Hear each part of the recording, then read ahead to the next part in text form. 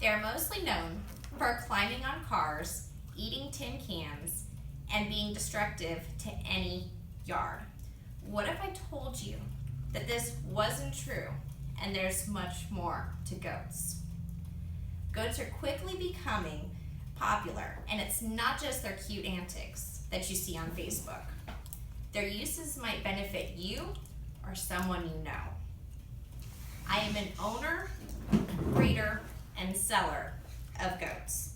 I've been doing this for nearly 2 decades, and I've been very knowledgeable when it comes to hands-on experience and research. Goats are the up-and-coming animal with a rich history and uses ranging from food to milk, fiber, and pets.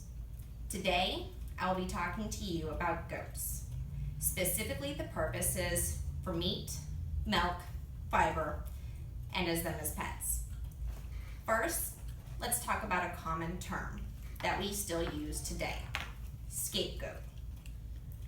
According to wordorigins.org, the term is defined as one who is punished for the misdeeds of others.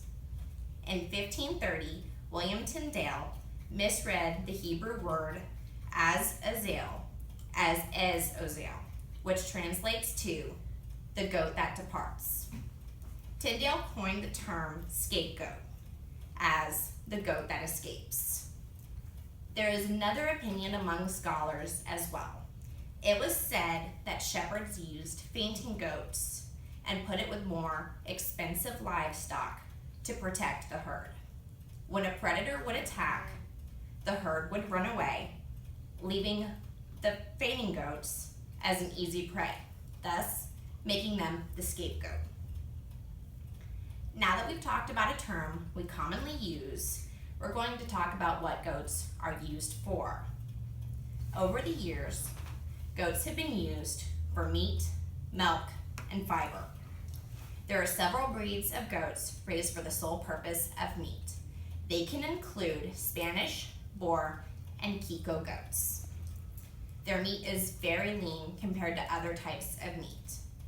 Goats are preferred to cattle because you can put a lot more of them on a lot less land. They're also bred for milk. Those type of goats can include Nubian, Nigerian dwarf, and La Mancha breeds. They can provide up to 2 to 3 quarts of milk a day. The Nigerian dwarf also has the highest percentage of butterfat in its milk, thus making it the creamiest. For those with lactose intolerances, goat's milk is a great option. Finally, goats are used for their fiber. One goat in particular is the most popular, the Angora goat. Cashmere also comes from goats. While Angora goats are specifically raised for their mohair, cashmere can be found on any undercoat of any type of goat. Both of these are found in most of the winter clothes that we wear. Now that we've discussed the term scapegoat and the uses of goats, let's move on to them as pets. Known for their wild and funny antics, goats are moving to a backyard near you. You may have seen or heard of Tori Spelling's pet goat, or even Channing Tatum's. The increase in goats has a lot to do with the media and celebrities. Do you remember that goat in the Doritos commercial?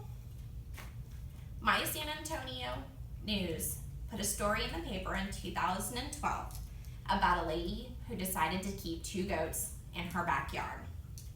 Her reasoning was that they have very little waste, they were great companion animals, and they were wonderful at keeping problematic weeds down. Major cities are even allowing goats in residential areas. A lot of neighborhoods are allowing goat sharing, which means your neighbors will rotate goats and allow this goat to clean up the neighborhood for brush, leaves, and grass. They emit a lot less pollution than most of your different yard equipment, and the smaller breeds such as Pygmy and Nigerian Dwarf are great because they stay the size of a medium dog. In conclusion, you now know a little more about goats and their purpose. Goats are an increasingly popular animal, not just for food, milk, and fiber, but also as pets too. I have now informed you of where the term scapegoat originated, their uses, and their role as pets. Now, the next time you see a petting zoo filled with goats, you'll now have a better knowledge of them than just being tin can eaters, which, by the way, wasn't true.